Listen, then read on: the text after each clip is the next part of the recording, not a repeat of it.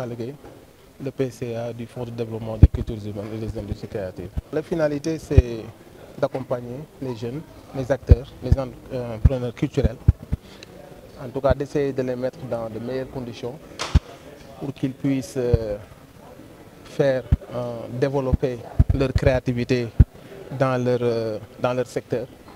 Et les fonds que nous allons sont des fonds qui sont vraiment destinés à subventionner, à assister, à motiver et encourager la créativité des jeunes Sénégalais qui sont très, comme je l'ai dit tout à l'heure, très motivés, qui sont très inspirants, mais qui malheureusement parfois manquent de moyens.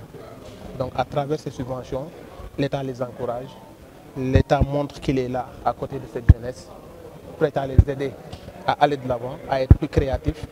Et ça fait chaud que c'est rassurant de savoir que l'État est là à nos côtés, à soutenir les jeunes, à soutenir les artistes. Donc la finalité, c'est ça, c'est de permettre aussi que ça bouge un peu partout dans le Sénégal, que les festivals puissent avoir beaucoup plus d'ampleur, que la structuration des studios puisse se faire avec les meilleurs matériels. Donc ainsi de suite, ainsi de suite. C'est beaucoup de branches et les industries créatives. Donc ce n'est pas que la musique, il y a la peinture, il y a la photographie, il y a la mode, il y a tout ça. Donc c'est beaucoup d'activités qui sont ciblées et qui sont accompagnées. On a opté à faire confiance aux acteurs parce qu'avant on les donnait à 80% voire moins et après preuve ou rapport les donner le reste de... Nous on a préféré travailler autrement, faire confiance à cette jeunesse, les donner la totalité des sommes et être là à leur côté, les rassurer pour qu'ils puissent savoir pour qu'ils puissent en tout cas déjà à la base avoir beaucoup plus de moyens, beaucoup plus de marge pour organiser ou bien pour acheter leur matériel. C'est pour ça qu'on a opté à faire confiance aux acteurs et après le suivi qu'il va y avoir après va être, il y a une direction qui travaille sur ça, qui sera là, qui ira sur le terrain et à travers des rapports, à travers aussi nos partenaires qui seront sur place avec qui on va collaborer, il y aura souvent des rapports qui remonteront jusqu'au FDCU et à partir de là, on va essayer de voir qu'est-ce qu'il y a lieu de faire. L'État du Sénégal nous a donné 1 milliard pour les cultures urbaines et les industries créatives. Et concernant cet appel à projet, on a donné une enveloppe de 520 millions.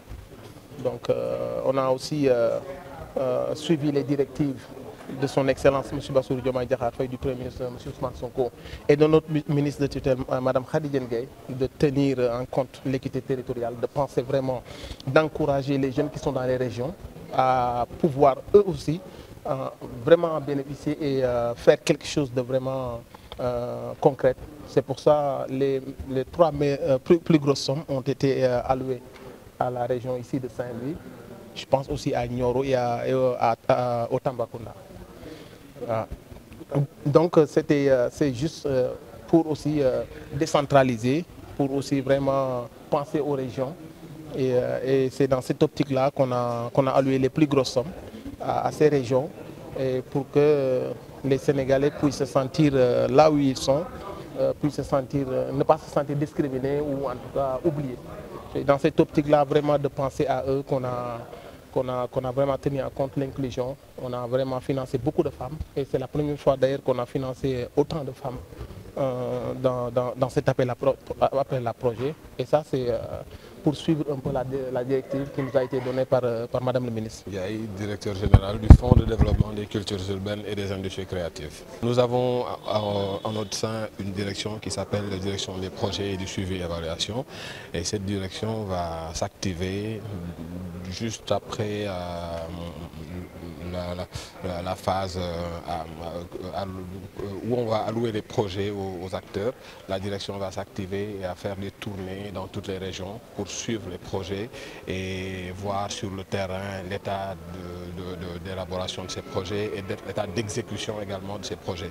Parce que c'est des projets qui nous ont été soumis par l'intermédiaire on va dire, nous avons un outil qui nous a permis permis de rassembler tous ces projets. Donc les projets ont été soumis sous format digital.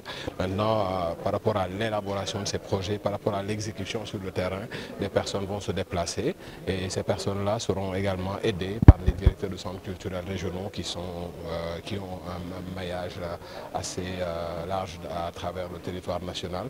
Et ces directeurs de centres culturels vont nous aider un peu à voir un peu ce qui est fait concrètement sur le terrain et à assurer le suivi et l'évaluation du projet.